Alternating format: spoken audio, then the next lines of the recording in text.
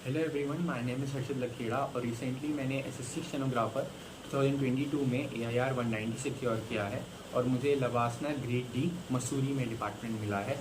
सबसे पहले तो I am very thankful to Sakshi ma'am for every effort and Sarthak short hand, क्योंकि जितना हार्डवर्क मेरा रहा है सिलेक्शन में उतना ही मैम का भी रहा है।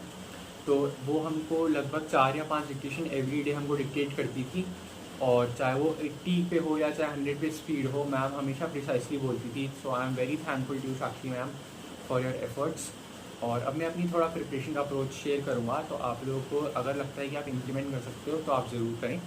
तो सबसे पहले तो मैंने सोचा था कि मैं ग्रेड सी से कम 10 से 15 मार्क्स तो ऊपर लेकर ही आऊँगा। तो फॉर एग्ज़ाम्पल मेरा जो अप्रोच था वो था कि मैं 155 से 160 के बीच में लेकर आऊँगा। तो इससे क्या होगा कि जब एग्ज़ाम में थोड़ा प्रेशर रहता है, थोड़ा सा सिचुएशंस अलग होती हैं, तो मेरा स्कोर 149 तक बैठा और फिर नॉर्मलाइजेशन के बाद मेरा स्कोर 155 पहुंच गया। तो जहां मैं सोच रहा था कि 155 में रॉ स्कोर लेकर आऊँगा, वहां मेरा स्कोर 149 पे अटक गया। तो अगर आप स्कोर थोड़ा ज़्यादा करने की सोचते हैं तो जब आप प्रेशर रहता है उसके बाद भी आपका स्कोर अच्छे सिक्योर पोजिशन पे रहता है।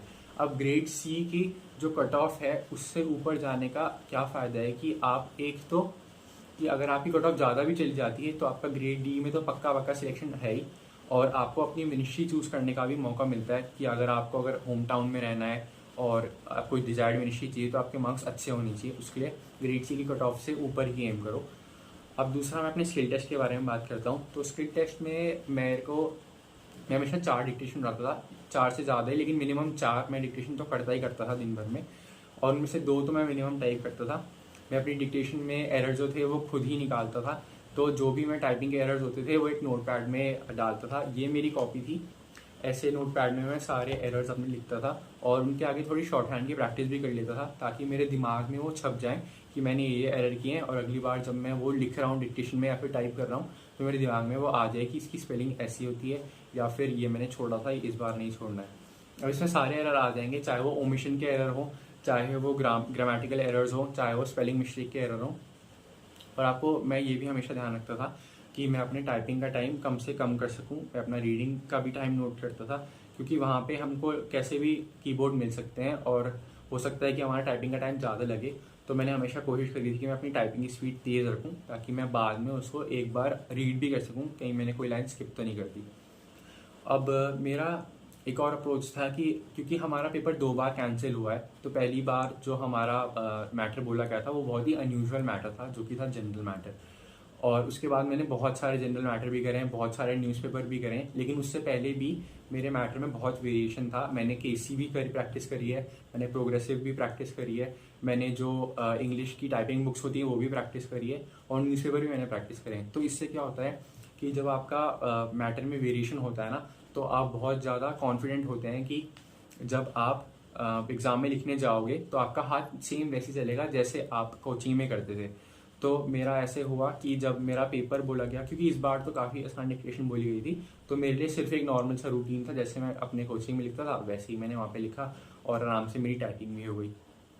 अब एक और बहुत बड़ी प्रॉब्लम थी, 2 बड़ी बहुत प्रॉब्लम थी जो मैंने अपनी प्रिपरेशन स्ट्रैटेजी में गलत करी थी। एक तो ये कि मैंने सोचा था कि जब मैं स्किल के लिए प्रिपेयर करूंगा तभी शॉर्ट हैंड के लिए पढ़ूंगा। उससे पहले मैं 8-9 महीने से शॉर्ट हैंड के टच में था ही नहीं। मैंने शॉर्ट हैंड सीखी हुई थी पर मैं उसके टच में नहीं था। अब इससे क्या हुआ, जब मैं स्किल के लिए प्रिपेयर करने गया तो मुझे मोमेंटम पाने में ही 1 महीना लग गया। अब आपको पता है कि लिमिटेड टाइम होता है हमारे पास प्रिपेयर करने के लिए, तो अगर आप मोमेंटम गेन करने में ही 1 महीने लगा दोगे तो प्रॉब्लम हो जाएगी। तो आप लोग ऐसा मत करना, क्योंकि आपका पेपर आने वाला है। तो आप लोग ऐसा कर सकते हो कि 400 की 2 डिक्टेशन आप लोग उठा सकते हो, और उसमें से ऐसा करो कि वो आप सिर्फ कोशिश करो कि मैं टच में रहूं शॉर्ट हैंड के। आपकी स्पीड खुद ब खुद इंक्रीज हो जाएगी 10-15 से, अगर आप लोग 2 महीने तक भी ये प्रैक्टिस करते हो। तो आपको मेन मोटिव ये है कि मुझे टच में रहना है शॉर्ट हैंड के। और अगली मेरी गलती ये थी कि मैं बहुत ज़्यादा कंफ्यूज था कि मेरे को 80 पे प्रिपेयर करना है या फिर 100 पे प्रिपेयर करना है, क्योंकि मेरा भी पहला ही अटेम्प्ट था। तो मेरे को कंफ्यूजन था कि अगर मैं 80 की स्पीड में करूँ तो मैं एक्यूरेसी तो मेंटेन कर पाऊंगा, लेकिन अगर मैं कहीं 100 के लिए प्रिपेयर करने चला गया तो मैं 80 की एक्यूरेसी ना खो दूँ। और मैटर कैसा भी आ सकता है, अगर मैटर हार्ड आ गया तो कहीं मैं बाहर ना हो जाऊँ। तो आप लोग ऐसा मत करना। अगर आपका पेपर 80 का भी है और 100 का भी है और आपकी स्पीड 100 से ज़्यादा नहीं है, आपकी स्पीड 100 से कम है, तो आप ऐसा करो कि 80 एक्यूरेसी पे ज़्यादा ध्यान दो और 100 की डिक्टेशन 2 तो कम से कम करो ही। अगर आप 4 डिक्टेशन उठा रहे हो दिन भर में तो 2 डिक्टेशन 80 की कर लीजिए और 2 डिक्टेशन आप 100 की कर लीजिए। इससे क्या फ़ायदा होगा कि आपका 80 पे एक्यूरेसी बनी रहेगी और 100 पे भी आप अच्छे से लिख पाओगे। तो आपकी दिन प्रतिदिन आपकी एक्यूरेसी बढ़ती चली जाएगी, 100 की भी और 80 की भी। और आपको ध्यान ये रखना है, मैंने हमेशा अपनी स्पीड जो है वो, अगर मेरे एरर्स 3% या 4% से ज़्यादा होते थे, मैं अपनी स्पीड कभी भी नहीं बढ़ाता था। अगर जब तक मेरे एरर्स 3% से कम नहीं आते थे तब तक मैं अपनी स्पीड वही मेंटेन रखता था। क्योंकि अगर मैंने स्पीड बढ़ा दी और मेरे एरर्स 3-4% से भी ज़्यादा हैं तो जब कोई मैटर हार्ड आएगा तो हम लोग बहुत ज़्यादा एरर करने लग जाएंगे, क्योंकि उसमें छूटेगा भी, हमको लिखना भी नहीं आएगा बहुत सारा।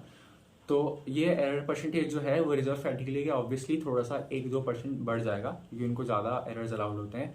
वरना हमारी जो यूआर कैटेगरी के लिए 3-4% से ज़्यादा एरर अगर आपके आ रहे हैं तो स्पीड मत बढ़ाओ। सो यही सारे पॉइंट थे जो मुझे आपसे बात करने थे। तो thank you very much everyone और all the best for your upcoming exam. कि अगर आप कंसिस्टेंटली रोज स्किल की प्रैक्टिस या फिर पढ़ाई भी रोज कर रहे हो, कंसिस्टेंटली कर रहे हो, तो आपका सिलेक्शन ज़रूर हो जाएगा। So thank you very much everyone. और मैं फिर से साक्षी मैम को बहुत बहुत थैंक यू बोलना चाहूँगा मैम के एफर्ट्स के लिए। So thank you ma'am.